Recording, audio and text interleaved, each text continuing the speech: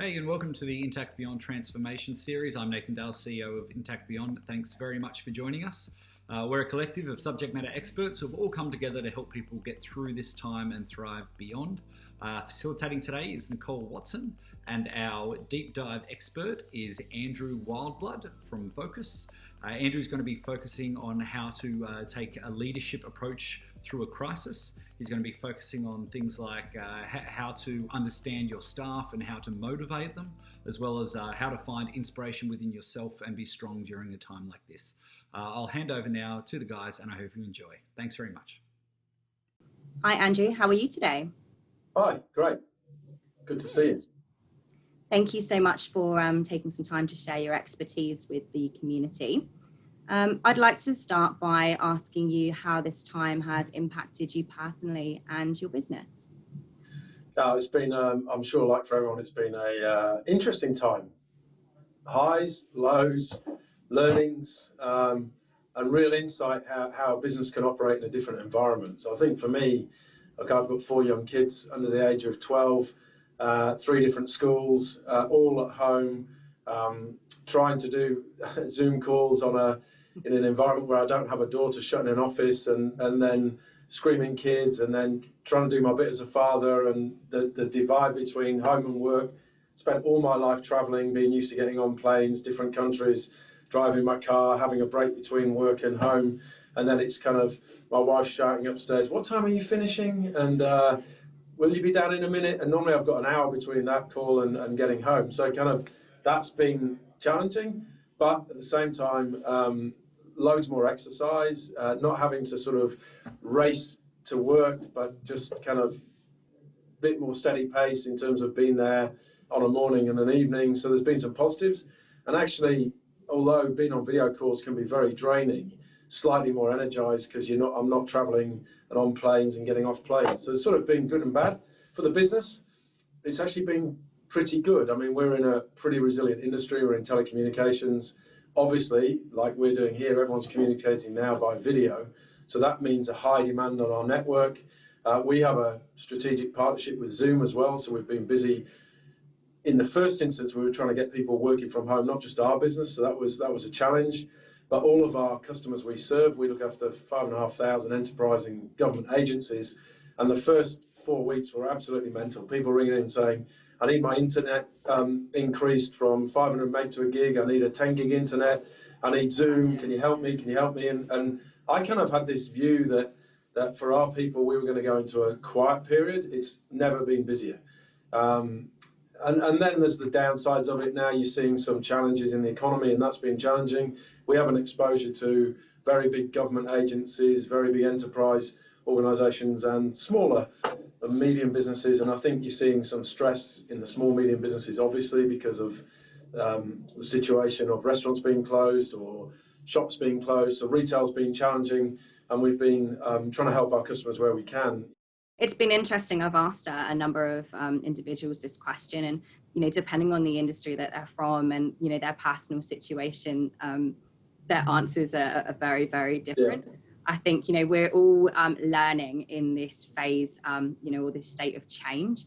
I think my multitasking skills have definitely gone through the roof. So I think that's a tick. But I think even just juggling your home and your work life, as you said, is very challenging.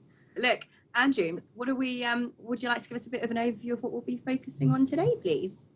Yeah, I think for me, it's just really about leadership. Like I take leadership really seriously, and leadership gets tested in situations like this. So kind of want to really go through, well, what's been my journey been? Is sort of I'm 21 years now in telecommunications, and the last 20 years in sort of leadership positions. And then how do you manage through, okay, we talk about COVID, but really you're talking about crisis or ambiguous times or changing circumstances or different market situations. So that was really where I was sort of going to take the talk today. Fantastic. I can't wait. Okay, so let's get into it. So I've got some slides just to help sort of guide the conversation. I think I wanted to sort of go back a little bit to maybe the start of my career and then come forward to people I've worked with that have helped shape my leadership, and then think about what I've learned and how I've had to hone and challenge in today's environment.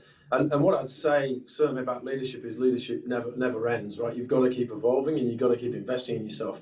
Actually, I just signed up to get a personal business coach. I haven't had one for 3 years. And one thing that I learned through this COVID is I felt that I probably wasn't as sharp in a couple of areas, and I really want to focus on it. And I think it's like, I'm a big sportsman. My sport is cricket, absolutely obsessed with the game. Football, love it. Rugby, cricket, golf, whatever it is.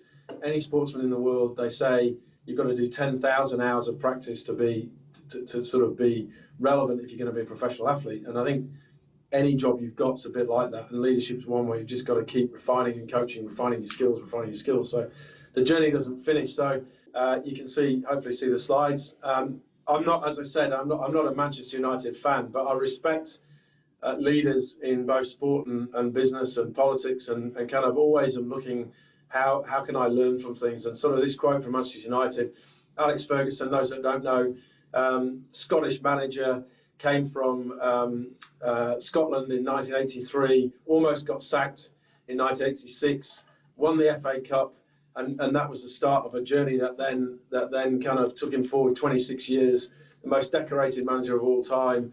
And I read his book, and the thing I found fascinating was a few learnings I took from him. You're trying to create the platform to get a group of people perform at their very best.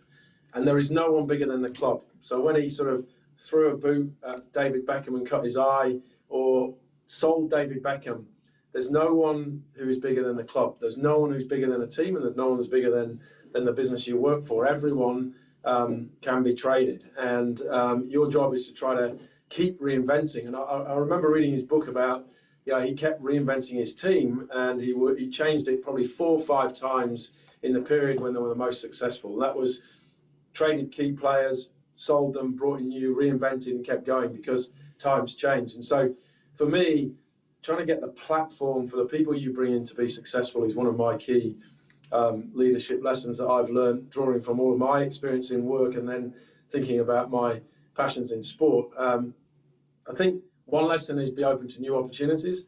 I think when I think about my leadership journey, I spent a long time coming up through the ranks in a big company in Telstra. And in 2009, I'd sort of been in a leadership job for about 3 years, 4 years or so, and kind of fairly junior leaderships. And I really aspired to sort of manage more, manage bigger, manage broader. And I remember being in this meeting and they said, we're looking for someone in London to go and resolve some issues we've got in the UK. And they were kind of referring to the role as a sort of a junior role. And because when you're managing a massive corporate like Telstra, it's sort of, it's all big numbers and very broad. But I looked at it and said, you know what, that's actually a good role for me because I can't see how I can go up quickly here. I'm going to go sideways. And I remember one of the bosses at the time saying, that's not really a promotion. I said, I don't care. What I see it as is an opportunity for something new, to come in to fix a problem, to manage 2 layers and to have breadth. And of course, I took the job, went off to London at that time with 1 child and my wife, and ended up coming back 7 years later, having lived in Hong Kong, Singapore, London, run a global team across 20 countries and 4 children, all in different countries. That's a byproduct of that. But and then coming back into a much bigger role in a company because I'd gone and got that breadth. I'd not resisted opportunities. It would have been easier to stay in Sydney and live the life I was living in Sydney, but to take an opportunity to go overseas and challenge myself and stretch myself, and then do the same into Hong Kong and Singapore and kind of live all that life of cultural challenge. So one lesson for me is you've got to be open to new opportunities, and they don't always have to be up. They can be to the side.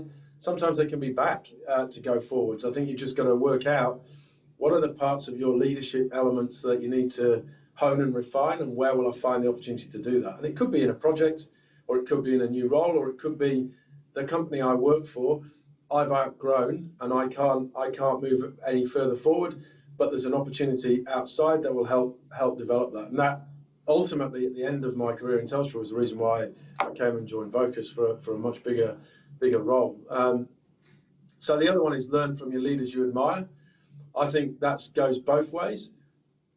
Learn from the leaders who haven't been great when you've worked in them, and what are those attributes you don't want to repeat, and then what are the things you've seen in people that you go, I would love to have a bit of that. But remember, don't obsess. I always say, don't obsess on the sort of 10% of attributes of leadership you don't have.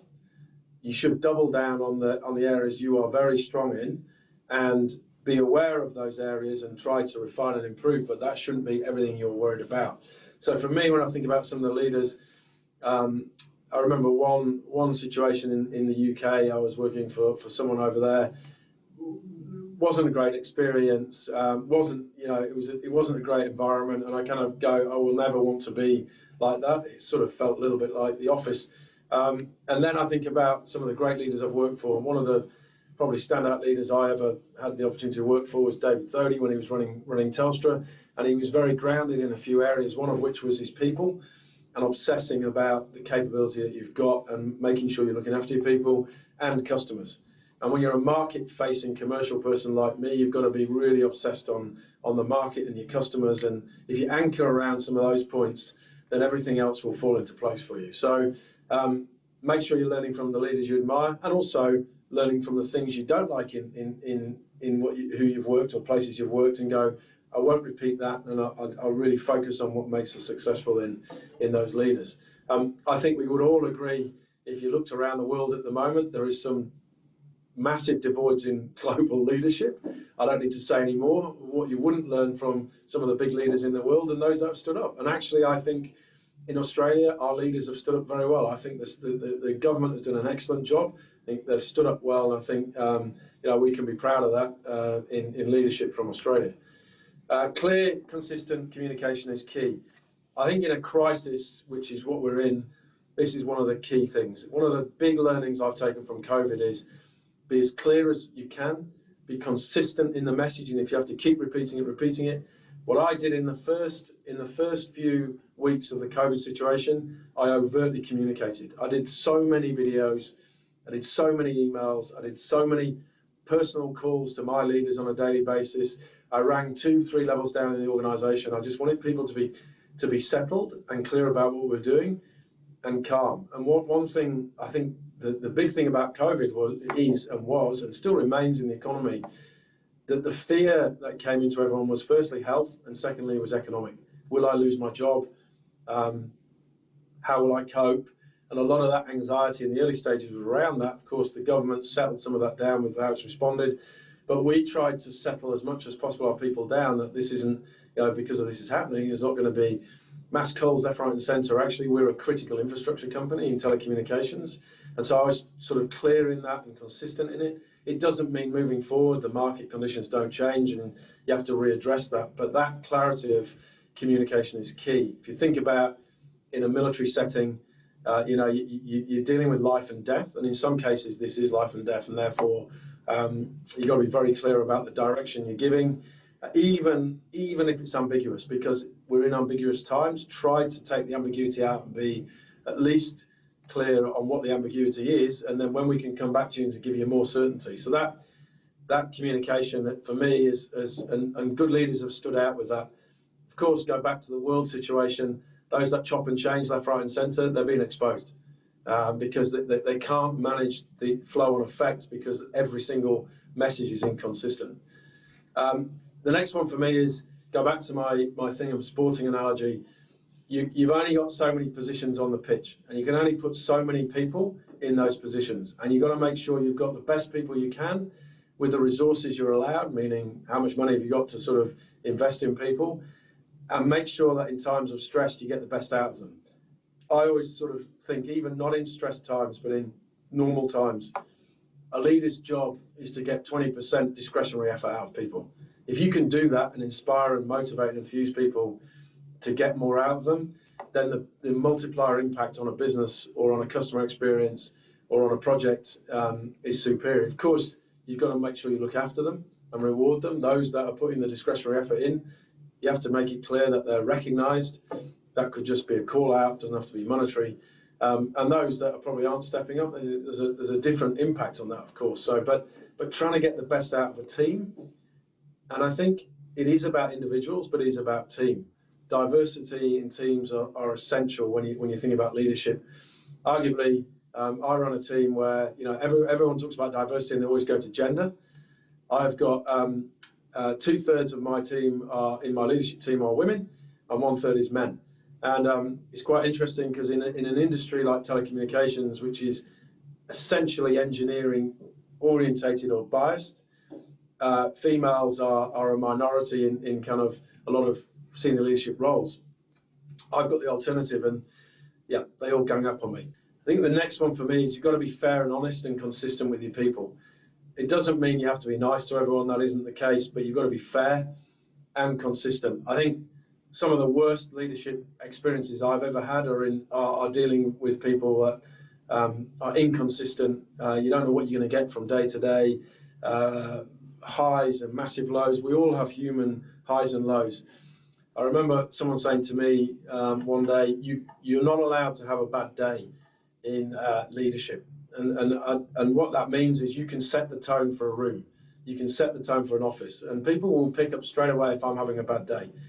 And it's hard because, we all have bad days. I've left home, I've had a raging argument with someone, one of the kids or something, or, there's been a problem, or and you've got to level yourself. You just got to level, and you got to, and that can be really tiring.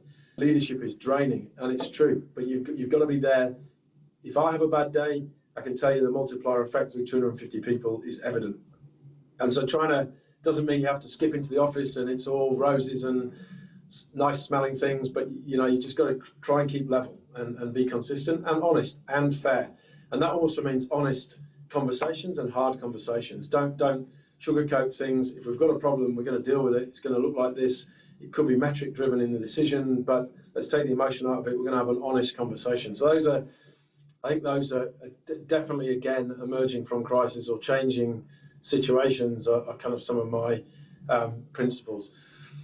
The other one is know your people. I mean, I don't know, I'll be honest, I do not know 250 people by personally. I know a large majority of the people who work for me. I've always worked on the premise that when you get to executive leadership positions, which I'm in, I've probably got 3 layers, in some cases 4 layers of management. You should always know at least 2 levels down. You should always personally know them, know their profiles, know where they've come from, know their history, know so that you can build teams and get high performance. It's impossible for me to get to that level. Previously, I've managed a team of over 1,000 people. You just can't, right? But if you know at least down to 2 or 3, maybe 3, and then some key individuals, then you know how they're going to respond and you know how to get the best out of them. And even in my own leadership team, which is only 7, I've seen and understood why and how people are acting through this crisis. Some of my leaders need absolute certainty. They need a program of work. They're programmatic. And when you've got ambiguity or it's not quite going that way, they've really struggled with it. So I've had to sort of lead them through the ambiguity element. Others have thrived on this and actually said, I've got more time to do the work I want to do now, and got down and done that. Others have emerged more strategic through it. But you've got to know how collectively then you harness all of that to get the best out of them. So that's on that. Going the wrong way. One thing I did on this, by the way, just a kind of touch. I was really conscious about making sure, go back to my thing on communication, but also being fair, reasonable, slightly different. But I decided I wanted to send everyone a book. And I spent half a day literally researching and going, I've got people in product, I've got people in marketing, I've got people in account management, I've got business development, I've got customer experience, I've got operations. And I wanted to try to think about, well, this is a time where mentally we should also be investing in ourselves. How do we keep furthering ourselves? So I did this research and I picked all these books, best readers around the world on those core subject areas. And I spent another few hours, myself and a colleague, working out logistically how we got 252 books shipped by role type to people. And it just was impossible because we had to bring 250 books in from different bookstores around the world, do it and send it out. So someone said to me, you're overcomplicating it. Just send them a book voucher and they can decide what to do with it. Yeah, good call. So what I did was I then wrote a letter, personally signed every letter, 250, with a Dimmock's book voucher for $40. And on the back of it, I said, here are the books that I was going to send you. You might find them useful. And on the people that I kind of know, or, you know, that personal element, and I've had a lot of engagement with, I hand wrote a note and I sent that out, and it went via snail mail to everyone's house. It was probably the most powerful thing I've done in the last, I don't know, I reckon in the last 4 to 5 years of leadership, because people then believed and kind of bought into the fact that you care about them, and ultimately they're going to give you discretionary effort if you care about them, but also that you know, in these hard times, you're recognizing it's difficult and you're giving them something. It's $40. It cost me not a lot of money, 40 times 250 in the scheme of things. When we're not traveling anywhere, we're not entertaining customers, you can afford it. It's a small gesture. So I sort of, that was just a little thing I did, and the feedback from people was outstanding in terms of what we've done. And now what we're going to do in our next all hands is call out 2 or 3 people and say, what did you buy? What was the book? And what did you learn from it? So it's kind of an anchoring point then to further things. Cut through ambiguity and deal with conflict. I've touched on this. It is an ambiguous time. Try to create certainty, difficult, and then along the way deal with conflict. Now, I'll self-confess, which is a bit of an exposure here, but conflict is not one of my strongest leadership skills. Some people are combative and they are brilliant at conflict, and then they're not so strong at the people motivation element. And so one of the areas I'm working on with my coach is how do you deal with conflict? Because in a large corporate environment, certainly in executive positions, you will deal with conflict, and it's not all conflict in your own area. It's the enterprise leadership of being able to think about what's the right outcome across, which means you may have to give something up in order to get an outcome across a big enterprise. You're going to have to stare into conflict and conflict resolution, and usually that means people and emotions and hard decisions. So, but the longer you delay those decisions, the harder it is. I'm sure anyone who's managed people will realize that you know intuitively it's the right thing to do to deal with a situation, and the longer you delay it, the harder it gets. But when you finally make a decision and act on it, it's like why didn't I do that weeks ago? Because the impact is bigger. So that's sort of one of my, I'm always working on it. It's something you've got to be good at, and I'm aware of it. But you know, cut the ambiguity and deal with conflict. This one for me is so essential now for every business. You've got to be driven by the market opportunity. The market today is not the market that was pre-COVID, and in some cases will never return. Retail would be a good example. I think the retail industry will reinvent itself, and we'll have to. I think there's other parts of the market which property might be a challenge, because now if you're thinking that a lot of home working is going to be done, people have proved you can do it. What does it mean for the real estate market in big city centres around the world? I'm not sure, but I think it's changed. And in our case, you know, I think it's pretty clear to say that any small, medium business around the world, it's increasingly challenging, because what you're seeing emerge now, I think, is anyone who's got a big balance sheet will survive, because they've got the balance sheet to support it, so they're going to be able to continue to invest. Technology is the same. If you think about the NASDAQ and what's happened post this, there's a dislocation between the stock market and reality. But the reality, what's underneath that, is that technologies have been accelerated. Digitization has now accelerated. I think people who are thinking about digitization in their business, or AI or automation, is just being brought forward by 2 years. And that means that how we interact, how we trade, how we learn, how we travel, how we socialize has probably changed forever. That doesn't mean, someone once said to me, I bet after 9/11 you'd never thought you'd get in an aeroplane, then there was 10 years of record travel. Maybe I've got it wrong, but I just think that industry is shaped differently now. Supply chains, do one lesson we've all learned from this is supply chain. One of the hardest things in our industry, in telecommunications, and in probably many industries in Australia, when you lose a country like the Philippines or India, and in those countries there's a lot of the people who are supporting your operation, it's very difficult. So how do we think about supply chain moving forward, manufacturing? So that means that you've got to think about your business in that way. And I think as a leader, you've got to keep looking forward. I remember one leader I worked for had a old school ship's captain site on his desk. And when I first went to his office, I said, "What's that for?" Like, I thought he was some kind of quirky guy who liked nautical things. He said, "Because it reminds me every day, as a leader, you've got to be looking beyond the horizon, 2-3 years over." And I think that the timeframes have shortened on that. I think you've got to be thinking about, okay, what will happen post-COVID? How will my business have to reorientate? Where are my customers going to want them at? How does that look? What does supply chain look like? You've got to be deliberate on the market opportunity.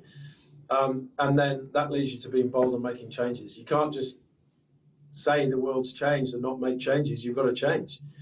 And that's really difficult because change usually involves people, and it often involves people being compromised in the roles they have, or what you can afford to have and recruit, and which projects you have to cull. And brutal prioritization is the way forward. And those companies that can brutally prioritize and realize the return they'll get by the decisions they'll make will be the ones that will thrive and survive in the next evolution of the market.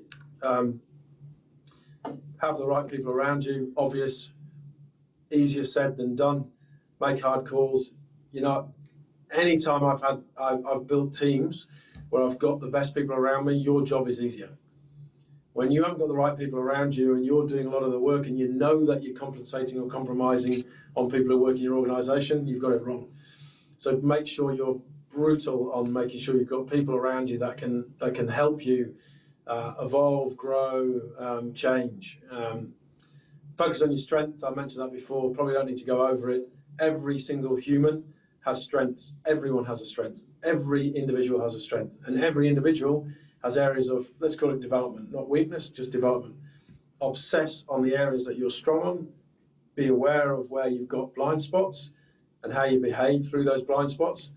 But don't overtly focus on the 5 or 10% of areas that you've got to work on, because it'll be to the detriment of where you're really strong. So that's sort of what's always in my mind. And I think that is my leadership lessons, journeys. You never finish as a leader. You just got to keep evolving.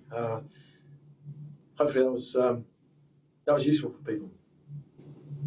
Fantastic. Thank you so much, Andrew. I mean, it's great to hear about your journey and the learns along the way. I couldn't agree more. I mean, as we mentioned earlier, we are in a state of change. Humans are adverse to change anyway. So, I mean, look, if I had a crystal ball to look into the future, I mean, that would be great. But at the moment, it's just trying to, I think everyone is individual. And everyone will have a different ideal of what that future looks like, and that mix between, work and home. And therefore, from a leadership perspective, it must be even more challenging dealing with lots of individuals as well as, a business, and trying to please everyone and look into the future and look at, risk mitigation and everything. So thank you so much for sharing some of your thoughts and learns there. It leads me really nicely onto my final question, which is, how do you see the workplace and the working community really transforming beyond today? I think it goes back to some of the things I said. Interestingly, I had a call with someone very senior in a very senior collaboration and video company today, and kind of we were hypothesizing what happens next. Is video the way that the world's now going to go? And we were just talking about how industries that were resistant to change have been forced to change and are now changing at pace. I remember years ago when I was at Telstra, we did the first ever real life hologram, and we had someone in New Zealand and someone in Australia, and the person in Australia was on stage with a guy in New Zealand coming in virtually. So what you saw was, if you're in the audience, the real person shaking hands with a kind of sort of, what do you call it, silhouette of, it's like of the person as if they were on stage, but they were virtual. It was something like, I think I remember looking at it, it was like well over $250,000 to make that happen. Wind it forward 10 years on, nothing's happened with that technology, right? We're not appearing in each other's real space in kind of that way. So maybe that evolves, and I can virtually show up in person in kind of New York or somewhere. I think there's still technology developments are going to keep refining, and the pace of change is quick. I think for me, as I touched on in my speech, a lot of industries are transformed for good now. They've changed for good. I think the way we engage in interactive change, I think it's now socially acceptable that you can work from home. One of the beautiful things I think about this crisis is people's personalities showing up. You remember the old BBC video when the guy's presenting, I think he's in Korea, he's talking about Korea, and the kid comes in the background, and it's like, oh my God, that's gone viral. Look at this. It's like, that is every day now, right? You see it, it's okay. Your cat jumps on your dog, your kid screams. Yeah, it's like, it's okay. Like it's just people's personalities and lives are kind of merging and combining. I think one of the things we've got to watch out for is the distance between work and home, and that if we do work more from home, is the technology is there. We've proved it. That's not the barrier. I think you will still have an element of social meetings face to face, and I think that will creep back in.